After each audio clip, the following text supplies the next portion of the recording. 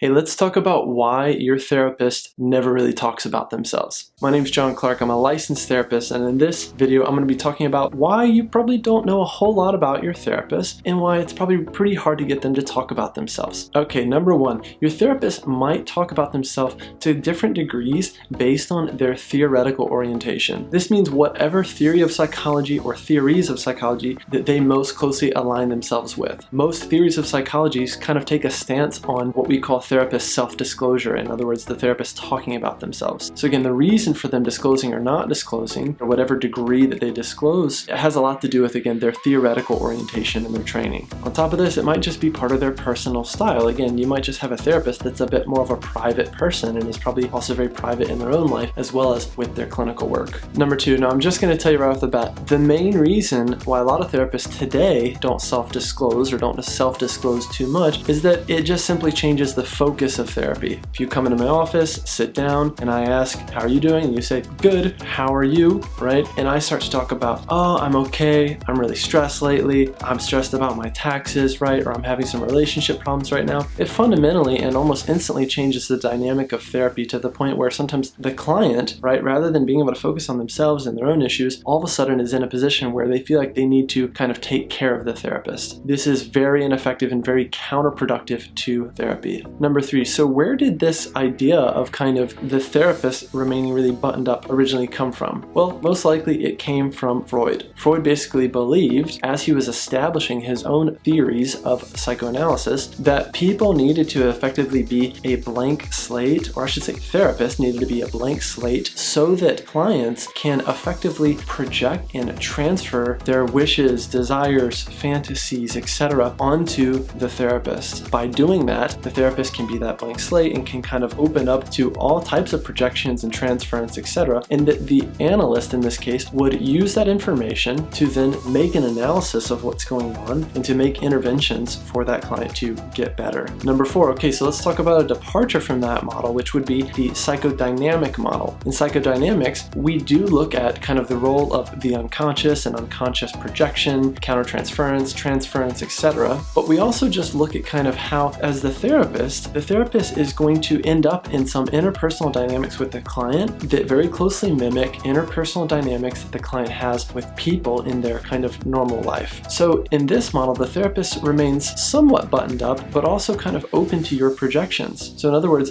if I kind of remind you of someone or something, whether it's father, brother, partner, a sibling, your own child, whoever it is, then I am going to basically allow for those projections or that transference to happen. But then in psychodynamics, I'm going to use that interpersonal information in those moments to process what's going on between you and I. By doing that, I'm working toward what's called a corrective emotional experience for the client. Let's say, for instance, for the client, their whole lives, every time they cried, they had someone significant in their life who would laugh at them and shame them and make fun of them. So they've worked really hard to not cry. And let's say I remind them a little bit of that person. Over time, let's say the client eventually cries in my presence and I just hold the space for them. I acknowledge how difficult this must be to cry in front of me. I acknowledge how brave you are to be crying and just how positive it is that you're showing this emotion in front of me. And by doing that, again, I'm creating, or hopefully creating, that corrective emotional experience for that client. So just as the client emotionally and unconsciously learned that crying is unacceptable, they will emotionally and unconsciously learn with me that actually crying is acceptable and even a good thing. Number five, okay,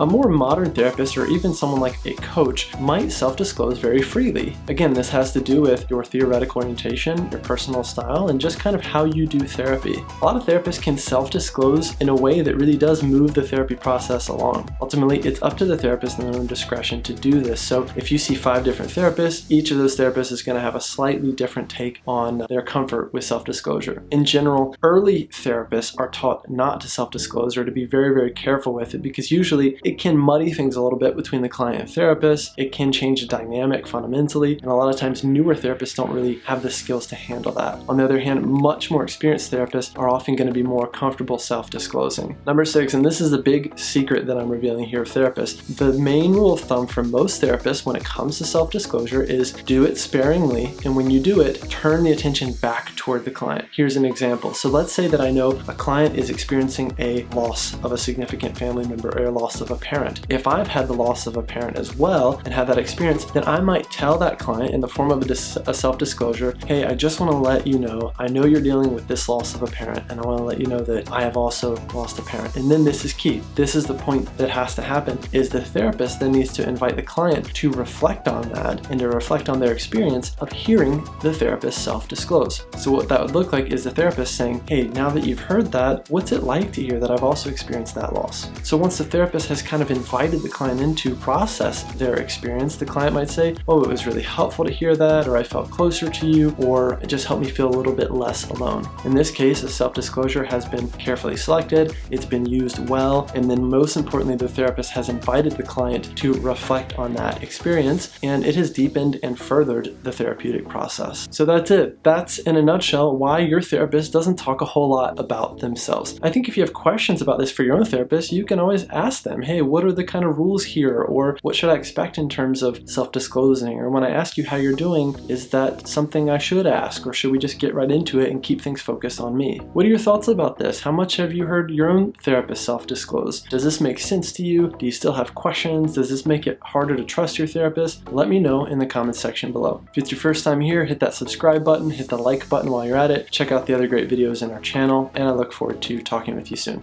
Cheers.